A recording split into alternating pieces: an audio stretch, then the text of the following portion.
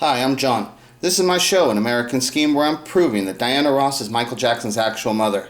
So this is this John McAfee. He is said to have just committed suicide. He's the guy who created McAfee antivirus system and stuff. Okay, so I watched this little video on him, and he's an interesting guy, okay, but when it goes through everything in the world, like with him, I would like what he's going to talk about here is what he's going to mention about taking hallucinogenics and stuff, and he goes much deeper into it, but he really brings it up a lot and stuff. And so, but my personal take on him is that he went too far. He took too many hallucinogenics, you know, but that's a thing that's like to be discussed. It's open to interpretations. Can you take too much? You know, it's a larger discussion and stuff. But I just want to give you guys a basic idea of like how I am the person of who I am and stuff, right? And so here, let me just show you a couple little things here.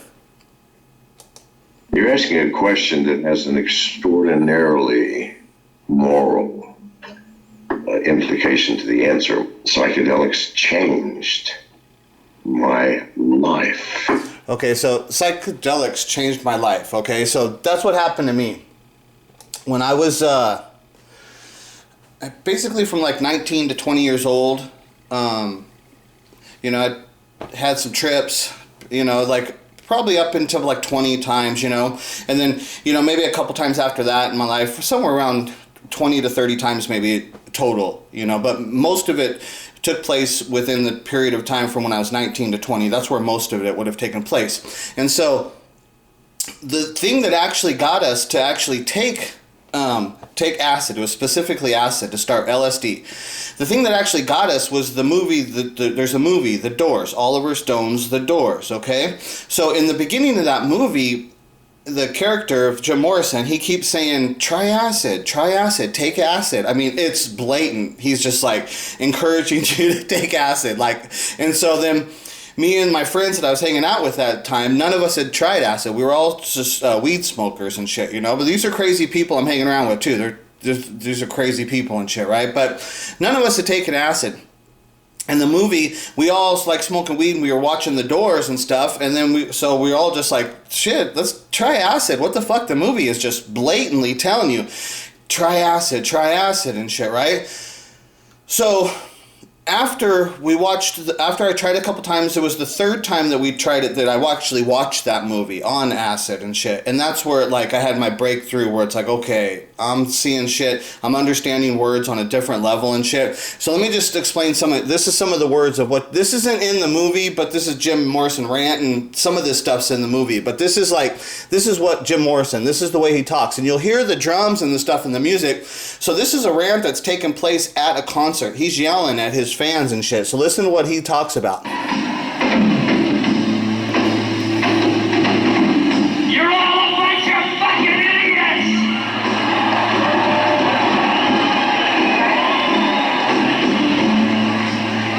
Letting people tell you what you're gonna do!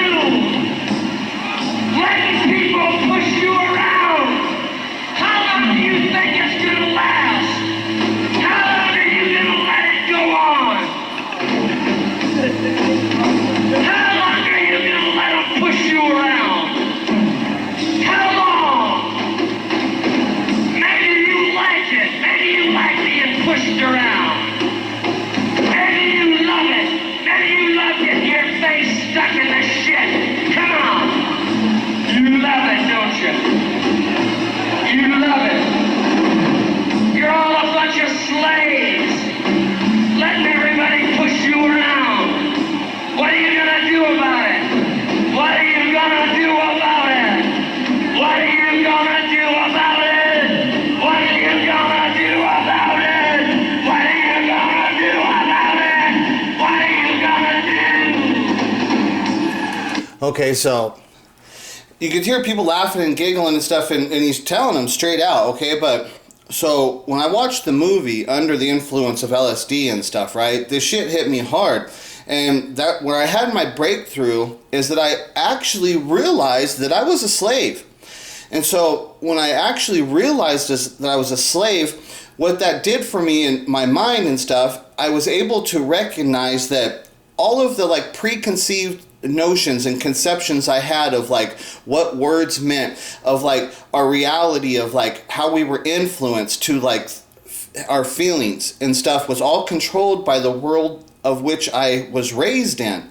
Okay, so what I had to do to free myself, it's because it's a mental slavery. Now we're living in, it's a mental slavery. It's not this physical bondage, which if you start speaking up and you start saying the wrong things, they'll take you and they'll put you back in actual physical bondage and shit, right? But the actual control that they have over the dominion of society, of slaves, of people, is it's a mental slavery of what they're doing. And that's why they don't have to keep everybody in bondage and keep them controlled on a plantation and stuff. And just like a simple thing, it's like if I if I mention to you, like in America, here we are, okay? If I say to you, what's a slave, okay? You would probably start painting a picture that shows black people on a slave plantation picking cotton, okay? Well, because you have, so what I'm trying to explain to you is that that's a thought that they've put into your head because they don't want you to know that you're actually a slave. And so if I asked you, like, what's a slave, you wouldn't show me a person like at the Disneyland riding on the rides, okay? And then you come home and you see all, like, you see him at Disney, like, let's just take a person at Disneyland. Okay, you see him riding on the rides, but then you see him shopping at the store, at the Disney store, and then they're getting stuffed animals, and they're getting, you know, collectibles and things like that. Okay, that image of seeing somebody walking around Disneyland, you know, you're going to buy a hamburger, you're paying $10 for a hamburger at Disneyland. I mean, so when you see somebody sitting down at Disneyland and eating lunch, and you see them with all of the merchandise, of all the Disney collectible merchandise of what they bought, and you see them riding on the rides, you would never associate that with a slave. This is what I'm trying to say to you, is that when you say a slave, you think of like a black person picking cotton on a plantation, okay? But I elevated my understanding of what a slave is, and so when I see somebody at Disneyland paying $10 for a hamburger and buying all these Disney collectibles, it's the same thing. I see a slave there too. So that's what I'm trying to say to you, is that I had to free my mind and get it to not adhere to the ideas that were like put in my head from when I was raised. So like when they tell you, like when they say define a slave, you have to like get a larger context of like, well, what are we talking about, like slaves? What you have to get a larger context of the understanding of the meaning of the word. You can't just say slave, black person, plantation, picking cotton. Okay, that's what they put into your head. Okay, so if I asked you to say what's a slave and you instantly said black person, plantation, picking cotton, then you're a slave. If that's your answer for what a slave is, then you're a slave, because your thoughts and images of what a slave has been implanted in your head by society. Okay, that's what when Jim Morrison here is saying, you know, you like it, don't you? You like putting your face in the shit, you know, and all this the stuff he's ranting about here. He's saying this like, because you people, you don't think you're a slave, so you think, oh, well, they're the slaves. That's the image of the slaves, and you think that you're free and stuff. And that's the idea of like, that's why he's telling you, you like it, don't you? So this is a much more complex conversation. It's deep shit. But the thing is the slave shit. It got me to understand that all of my thoughts had to be rethought about and had to be interpreted on a much larger scale, and to not set my feet in a foundation, in a concrete foundation. And so when somebody says a word like slaves, okay, I'm not instantly going to say black person, plantation, cotton, picking cotton, okay? My idea of slaves is that you're controlled, is that are you under control through a larger system of government or a force that actually controls the way in which you live your life and how you're able to think. So it's just a much larger understanding of what slavery is. Okay, so now, because I was able to, so that's what I did. I understood I was a slave. I then said, I've got to like get rid of every thought that I have in my head that allows my other thoughts to be formed, because all the thoughts that you have, all of the life experience of what you've lived, now you can still draw from that, but it has to be reinterpreted, and you have to reevaluate everything on a much larger understanding. And so I was not going to allow my thoughts to be easily influenced by the world of which I grew up in, You know, it just wasn't. That's how you break that chain, and you start actually using your brain. You start thinking on a higher level. And that's like when that John McAfee says, you know, hallucinogenics changed my life. Okay, well, that's how it worked. Without me taking LSD and watching the Doors movie, I wouldn't have had that experience that was like a shock to your system, and it actually like turned my brain on. And actually now my brain works. Where back in the old days, I thought I was pretty smart. I was a normal human being, a normal American. Shit worked fine. I thought everything was fine and stuff. But then when you get out of it, then you realize, oh my God, I was a slave. I was just following in the path of which they had laid down everything for me to follow in. Okay, so it's a much bigger story for me to explain all this stuff, but what I'm going to show you here is the difference of this is what's taking place in the Michael Jackson, within the Michael Jackson and the Diana Ross story, is that everybody is stuck in the idea of what they've been raised to believe. It's like, this is why Michael Jackson and Diana Ross and Smokey Robinson, Berry Gordy, the Jackson family, this is why they were so easy to lie to you. And don't forget, they're benefiting. They're big stars and celebrities. They get big awards, you know. They get to go to the White House and get freaking honored by the president and shit, right? And so that's the world in which they live. They're not going to give that up so easily to have all the fame and riches. Why are they going to give that up to go live with the slaves? And the whole thing about what that means is they don't respect you. These people do not respect you because they never were willing to tell you, hey, you guys are slaves. You're actually slaves. Like Michael Jackson never he kept telling you, oh, yeah, do good, be part of the system, worship God, like the Jesus stuff too. Like in the world in which you are raised, you're raised to think, okay, well, if you want to be a bad person, you could follow Satan. That's Satan and stuff. But if you want to be a good person, here's this Jesus character, and you can follow Jesus. And if you follow Jesus, you're going to go to heaven, and everything's going to be all right for you. They've already got it all figured out for you and shit, right? That's like this stuff. It's like, this is what they do to you and shit. And you see all of society just following in the path of what has already been laid out for them to follow in. That's slavery.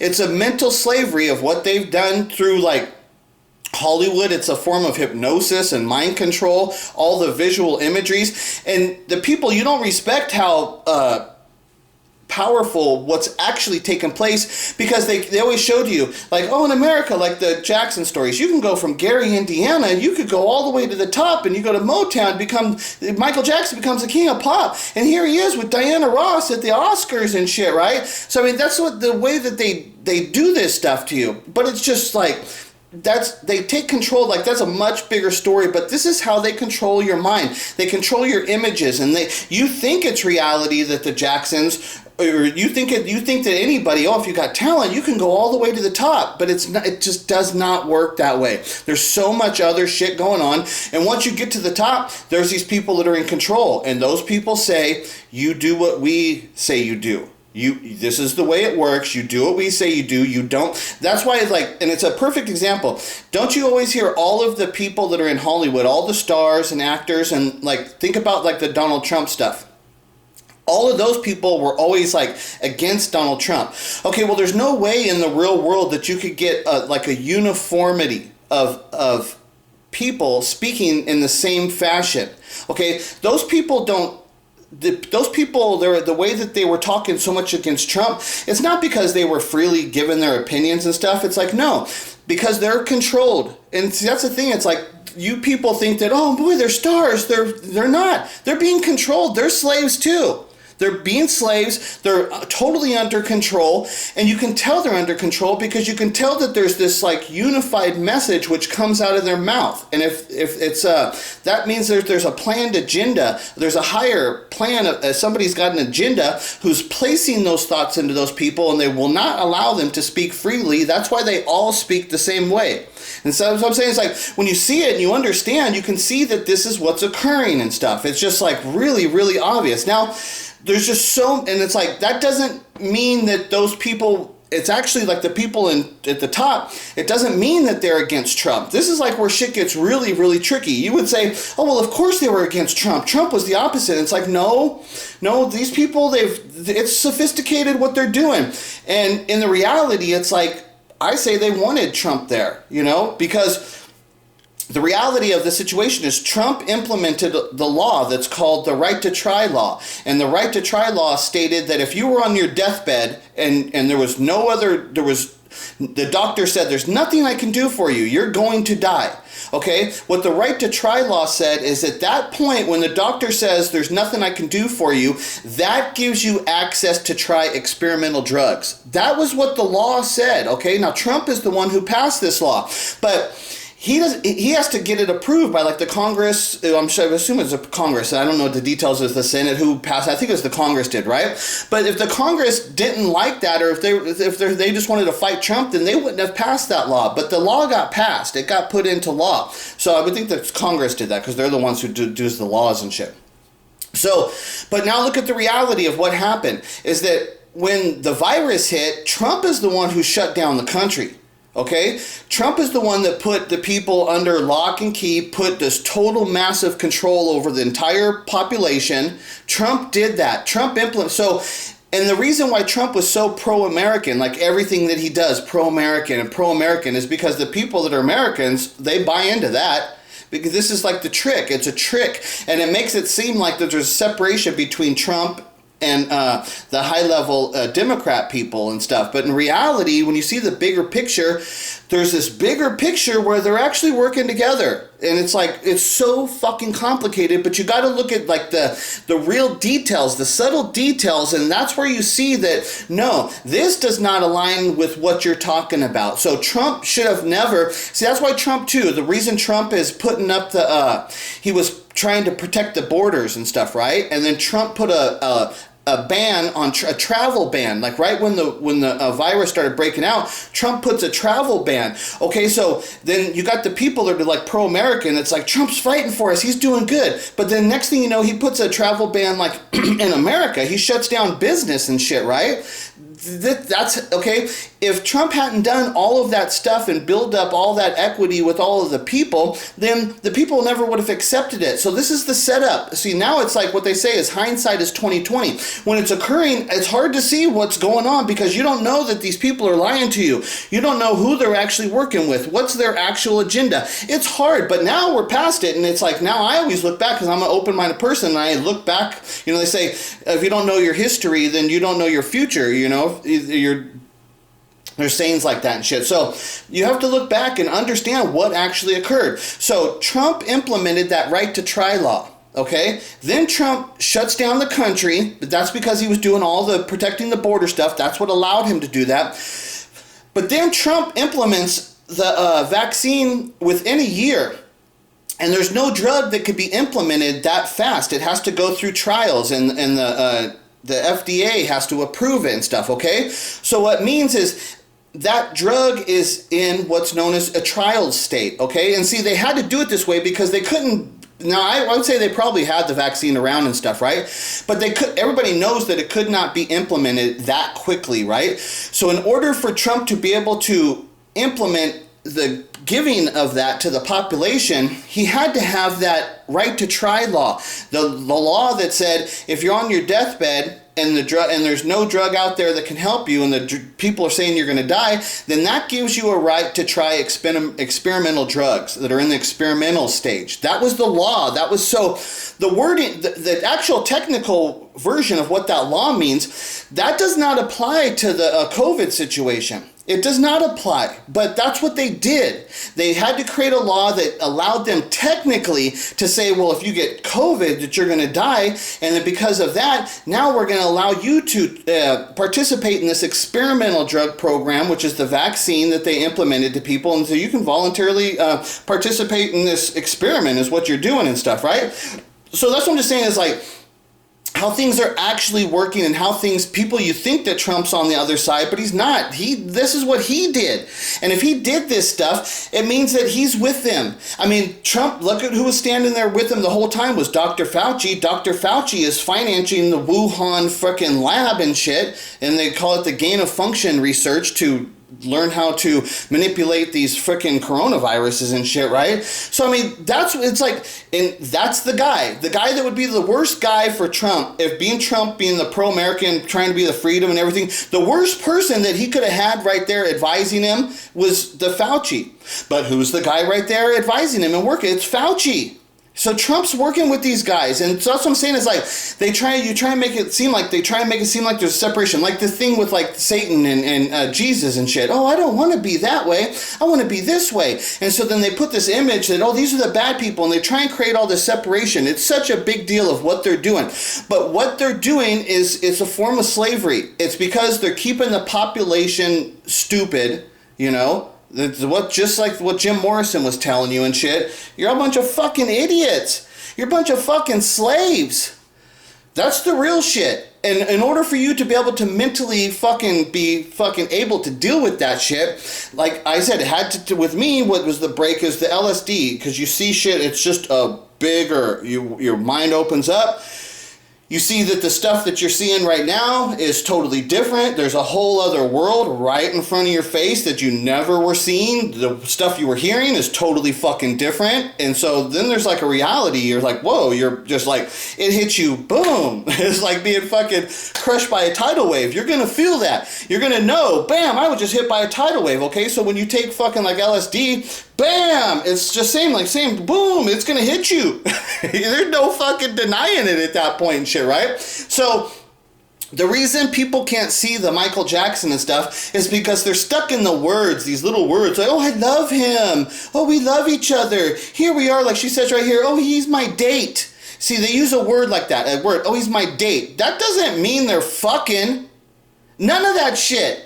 It doesn't mean, so if they're actually fucking, then there's going to be actual physical contact in a way that represents that. There's a difference between the reality of, so like when Michael Jackson, oh yeah, I dated Brooke Shields, and oh yeah, I want to marry Diana Ross. But dude, you're a virgin. Oprah asked you flat out, are you a virgin? Couldn't answer that fucking question. And he says he's a gentleman, which is totally contradicted because when he goes to marry fucking Lisa Marie Presley, he can't even look at her and he's chewing on bubble gum and they're in this little fucking room. That does not constitute any form of being a fucking gentleman. You gotta look at reality, the real fucking facts, and say, does this match up with that? No, it does not. So here, I'm gonna get it now. I come after every single Michael Jackson person out there. I'll challenge anything. They could put it there. It's like, but the problem is, like in a video like this, you put out 100 things. Well, fucking, you see how long it takes for me to interpret this stuff, and when I start talking, it takes forever. So you can't come at me with 100 things and say, okay, debunk every one of those in one video. You got 20 minutes. Go. You know, that's the way and it's like, if I can't do it 20 minutes, if I can't debunk every single fucking thing, and as soon as I do that, then they won't even look at my work. This is the way that people are. They'll look at something else and then they'll say, oh, well, like I'll debunk all the Diana and Michael stuff, right? But then they'll come back and they'll say some stupid shit. Well, what about Michael and Lisa Marie? And then it's like, so they'll just discredit all of my fucking work and they'll just transition into another thing. You know, and then they'll say, oh, what about Michael and Debbie Rowe and Michael's kids then? You know, this is like how these people are. There's enough places for them to hop. The slave, hop over here, you slave, hop over here, you fucking slave. That's what they do. They can't deal with reality, so they just hop to another thing. And we're talking about Michael Jackson's life. He was a fucking huge star for 40 fucking years, like the reality. And I'm not just talking about Michael Jackson's life. I'm talking about Diana Ross's fucking life. I'm talking about Smokey Robinson's life. I'm talking about the whole creation of fucking Motown.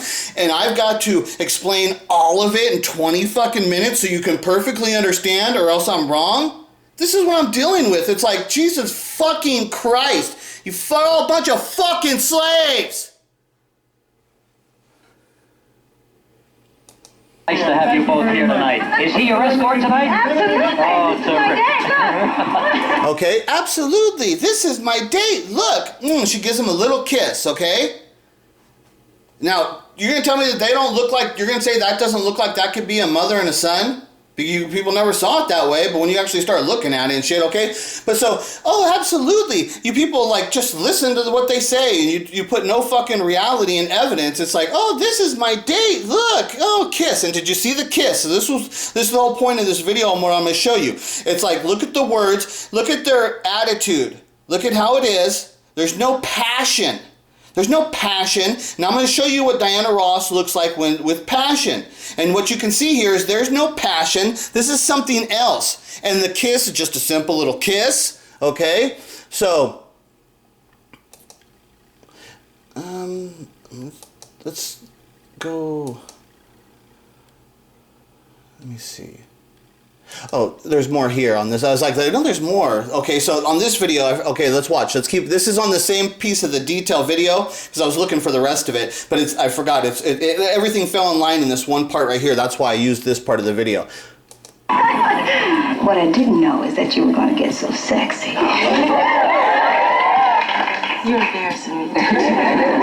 Okay, see, there's no passion. They're giggling. This is something else. This is not like, damn, you're sexy, I want to fuck you. No, this is something else. And I'm going to show you clearly what the difference. And look at the way they're acting. See how they're separated? Then, like, Michael might touch her leg and shit, or there might be a little thing like that. But that's just, and the other thing is that what I point out is this, see the uniform, what they're wearing there, the shirts, and they're dressed identically.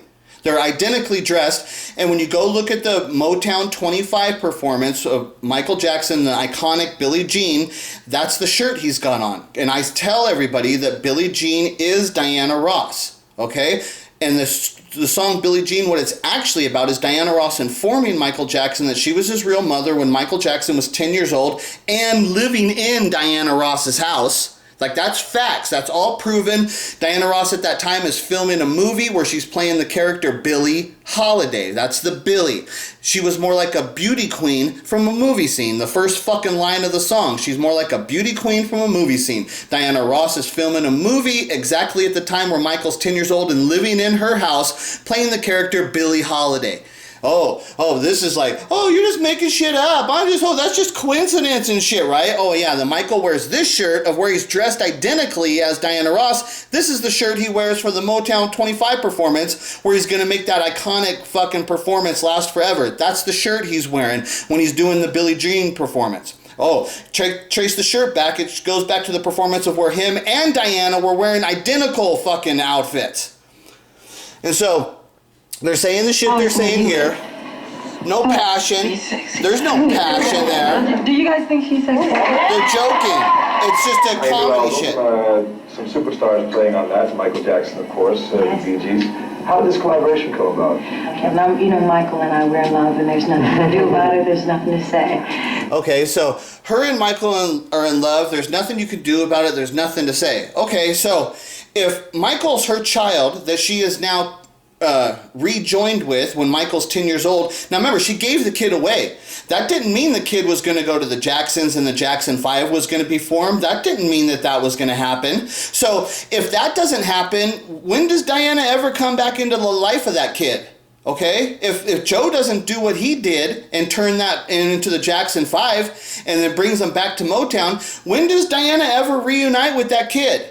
Okay, so that's what she's saying, like the way she's talking about being in love with Michael and stuff, and that they're together and stuff. It's like, yeah, well, they're together. She abandoned that fucking kid. And now the kid has come back. She's overwhelmed with joy, the fact that she's got a chance to live her life with her child that she had abandoned. And it's not just her child, it's the love child of her and Smokey Robinson. She has this huge admiration for Smokey Robinson, and for that kid to be given away and come back with all the talent, and now they get to live in society together and do this stuff, that's the joy of what you see in her. That's what it's all about. And that's why she's totally enamored with him. She's totally in love with him. But it's not, she ain't fucking him. It's not there. Anytime you ever see Michael and Diana kissing and stuff, it's just not like that. Now, this is Diana talking about Smokey Robinson. And now at first she's going to mention, she says, oh, you're talking about a man love. Okay, see, that's the difference. When she specifies man love, that means somebody she's fucking.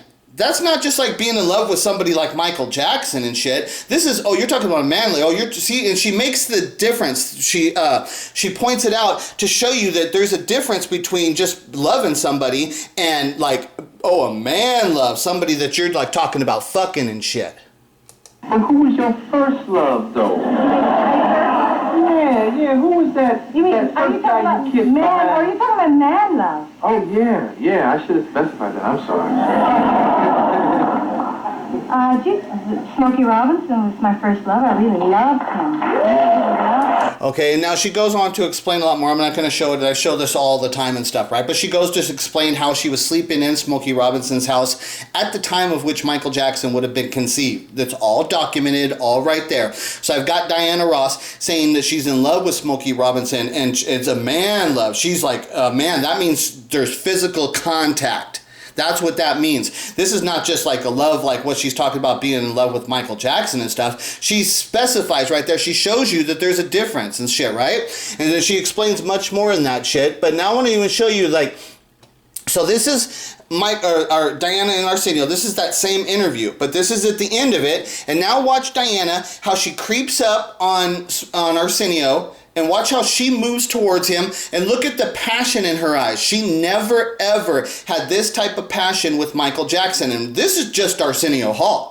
This isn't Smokey. This is just Arsenio Hall. This is just a man, but this is a real man. Michael and hers relationship was never, it could never, ever be this way, and you will never see this way. When they embrace, it's because she's the mother. That's the embrace. And when you kiss, it's always a quick kiss. You know, you'll see the real embrace, but that's because that's the mother embracing her child of which she had abandoned and shit. And it's clearly obvious to see what it actually is when you know the truth. But now this is Diana Ross showing passion, which you do not ever see with her and Michael. You all will have to just see how she leaned in. Now watch. Find out when the boss is coming to the theater near you. I want you to kiss me. You see the passion? Because this is a man and a woman. And then look at, that's how Michael and her would have kissed, and she does not accept that. She's like, no, I want more. Okay?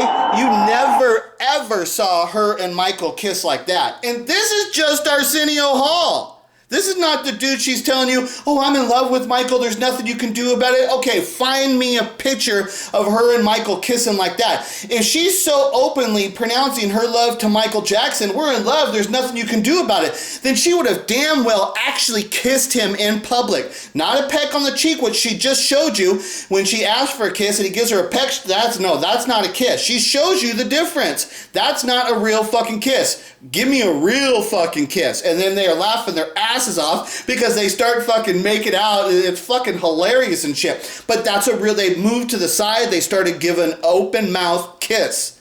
It's totally different. And if she was so proud to tell the world that her and Michael are in love and there's nothing you can do about it, okay, well then show me one fucking video of her and Michael kissing like that.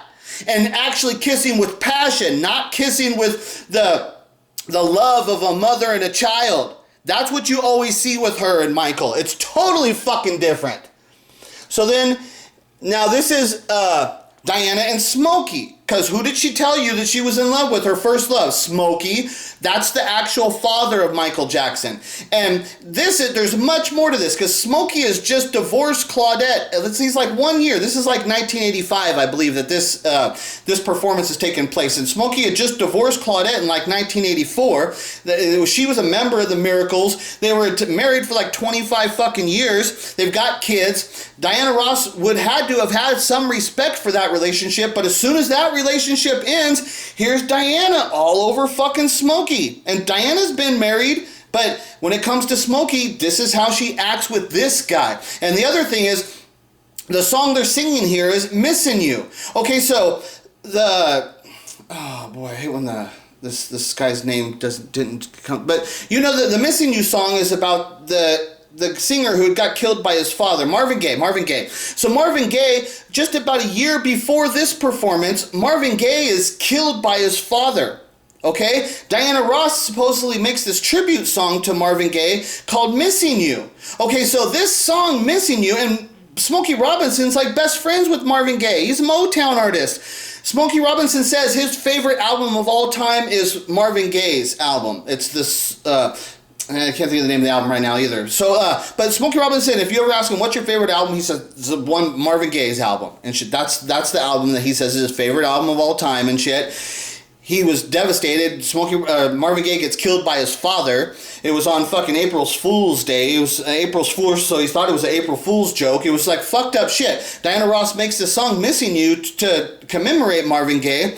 But now, you're talking about a year after that, here's Smokey and Diana singing "Missing You," and it sure doesn't seem like they're caring about Marvin Gaye whatsoever. This looks like a totally different song, of which they're talking about something totally different, of like their relationship. And let's look at how they act. Here they are kissing before they start singing the song. And like, even before this, there's more. I just can't show you all of it and stuff, but this is the performance of "Missing You" at Caesar's Palace. If you want to go look at the whole extended version, look at it all. Tell me, look at the sexual chemistry and the passion that's going on between Smokey and Diana, and try and tell me that there's anything like that ever with Michael and her. It's not. And so when she's telling you she's in love with Michael and there's nothing anybody can do about it, okay, well, that's because Michael's her kid, and she's not going to stop fucking being a mother to him now that he's come back and stuff, but it's not sexual because any of the contact of what you see between them, it never looks like this. It's not. And we're talking about her and Michael are supposed to have had a relationship for over years. Smokey and Diana, they weren't together. When she was talking about being in love with Smokey, she's only 14 years old. She's just a young girl when that occurred. It's not like she had this relationship with Smokey and shit. She wasn't supposed to because Smokey's fucking married to Claudette and shit. So this is like, it's just odd.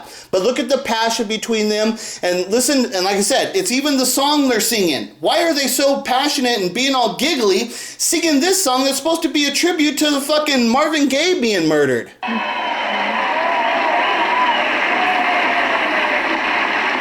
been missing you, baby. I've been missing you too. Miss you. I've been missing you. I've been missing you, baby. The sure doesn't seem like they're feeling the inspiration of Marvin Gaye, and they're worried about the death of Marvin Gaye. Look at, oh, he gets me hot. Look at Kiss Again. Looks good, doesn't it? Looks good. And now they're singing "Missing You." This is supposed to be about Marvin Gaye. It sure, where's the fucking feeling about Marvin Gaye's loss? Since you've been away, I've been down and lonely. Since you've been away, I've been thinking of you. Tried to understand the reason you left me. What were you going through? I'm missing you. Tell me why the road turns. I'm missing you. Tell me why the road turns.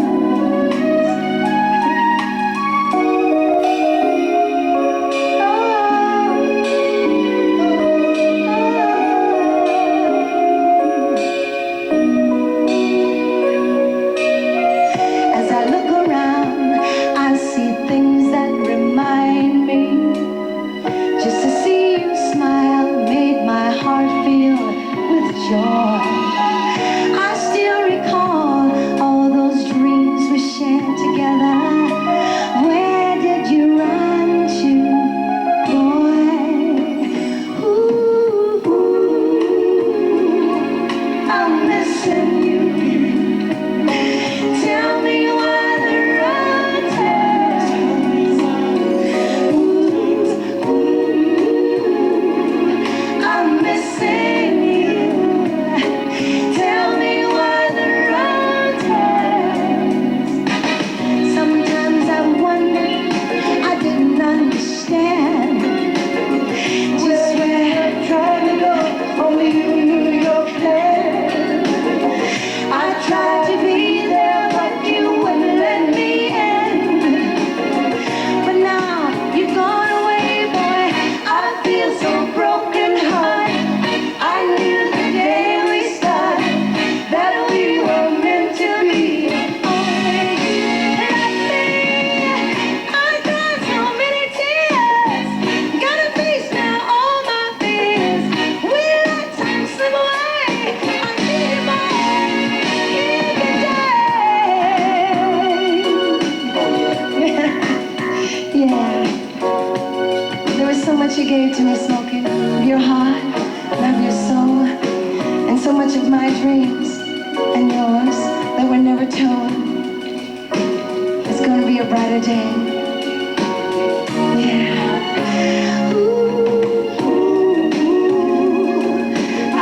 When you say, ooh, I wanna kiss you, do that again. Tell me why the road turns. Do it again. Ooh, I'm missing you. Tell me why the road turns. Tell me why I'm missing you. Tell me why the road turns.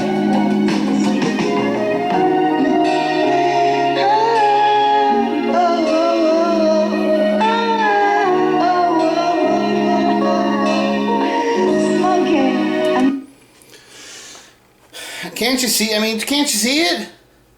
There's no comparison between the Diana Ross relationship between my Michael, the passion of what it is. It's not like this. It's completely different. Does that song sound like a song that they were singing a tribute to Marvin Gaye? Or did that seem like something different where they're talking about that they were hooked up together, that she got pregnant, but they had to abandon the kid, and then life just went on? You know, there's so many of my dreams and yours that were never told. You know, that's what's going on here. You could see it in the passion between them. Nobody could ever explain and tell their the untold story, but it's being told now. I've figured it all out, and you can clearly see it from the real evidence when you actually look at it and open your eyes and stop just being a fucking slave like all these Michael Jackson fans. You know, all of the Michael Jackson fans that are YouTubers, right? Not one of them has ever come and actually tried to have a conversation and say, well, okay, well, let's talk about this then. Let me get more, let me hear your interpretation and explanation for this story. What do? They just block me. Every single one of them. That's why I tell you, it's like, dude, I'm not just, like, when I'm calling them slaves, I'm not just saying, like, oh, like, I'm not trying to be rude. They're fucking slaves. They're mental fucking idiots. They like being slaves. They like having their head fucking pushed down in the shit. They like it because they want nothing to do with what I'm doing and exposing the truth and actually telling and explaining the true story of Michael Jackson.